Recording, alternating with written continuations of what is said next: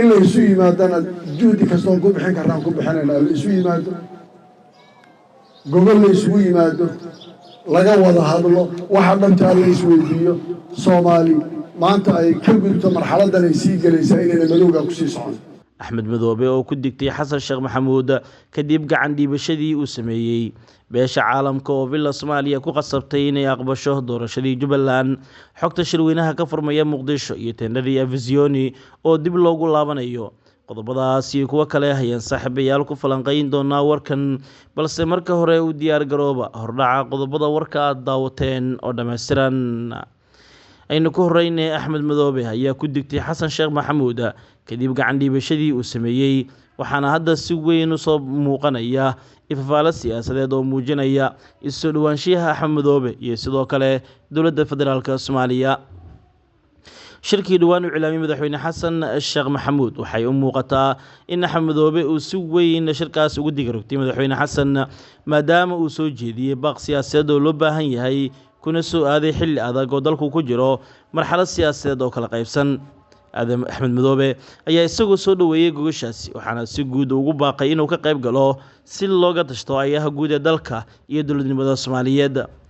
madaxweynaha dowlad goboleedka Jubbaland axmed madoobe ayaa sheegay inuu aad ugu farxay baaqii nabadeed ee ka soo yeeray madaxweynaha jamhuuriyadda federaalka Soomaaliya xasan sheekh maxamuud kaas oo ku saabsanaa inuu gogol wada tashi u fidiyo siyaasiyiintii dadka ra'yiga ka duwan axmed madoobe waxa uu xusay in wada hadalka uu yahay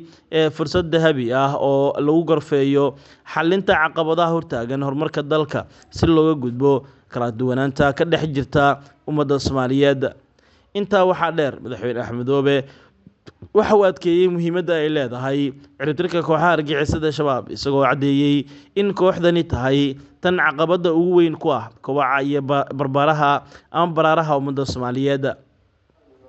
waxa uu baaqay dhammaan dhinacyada siyaasadda dalka inaanay waqti ku lumin khilaafaadka aan micnaha lahayn balse ay feejignaantooda isugu geeyaan sidii looga guuleysan lahaa argagixisada axmed madoobe ayaa noqday hogaamiyihii ugu horreeyay ee si cad oo rasmi ah uga jawaaba codsiga madaxweynaha kaas oo uu jeediyey dhowaan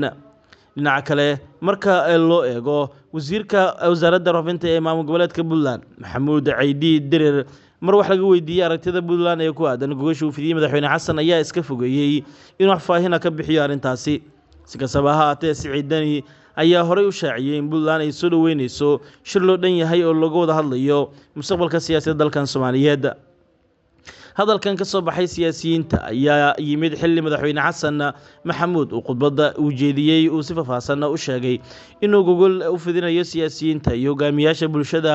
si ay tallaabooyinkooda qiimaha leh ugu darsadaan dagaalka dhanka qawaariinta iyo dhismaha dowladnimo casri ah oo ku saleysan dimuqraadiyad iyo nidaam federaal ah iyadoo la raacayo dastuurka iyo shuruucda kale ee dalkan Soomaaliya u degsan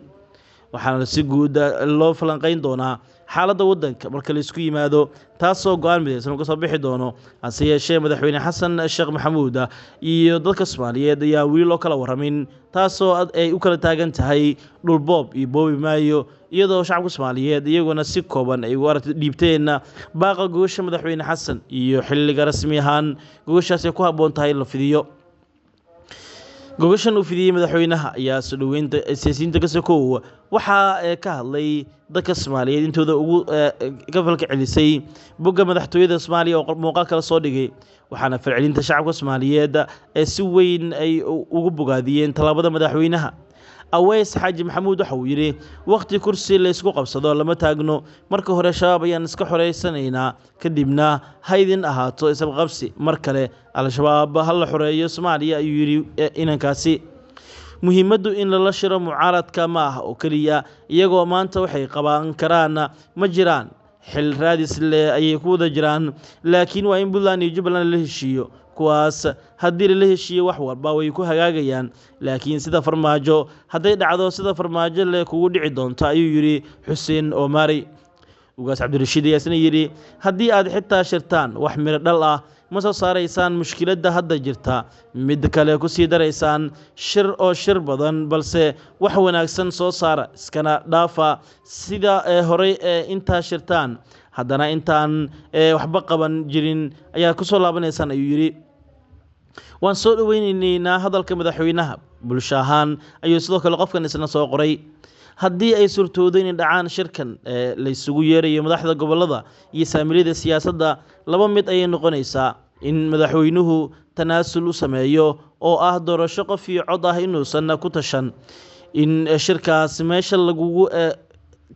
kala tegi doono, isfaham waa siyaasadna ka dhici doona, ayuu yidhi Maxamed Maame Cadde. waa Xamse Cali ayaa isna yidhi xasan sheekh ha aaminina, waxaanu xalay ku hadlayay weligiis kama dhabayn doono. Sheekh Shariifow ergaadii ku dooran lahayd inoo soo urura, ayuu yidhi. Cabdiraxmaan Cali ayaa isna yidhi maanta ha loo midoobo goynta kansarka dalka ka soo dhashay, gacal xigaal iyo in qof lagu xumeeyo midna ma lahan nimankan, ayuu yidhi. haddii idinka isku mashquushaan, ogaada shabaab in ay idin qabsanayso, ee joojiya waxaad raadinaysaan. waxaa ka soocaya khawaariij oo aan idin kala reebaynin, ee hala ciribtiro, joojiya waranku taagga, ayuu yidhi Maxamed Yuusuf Indhaceel.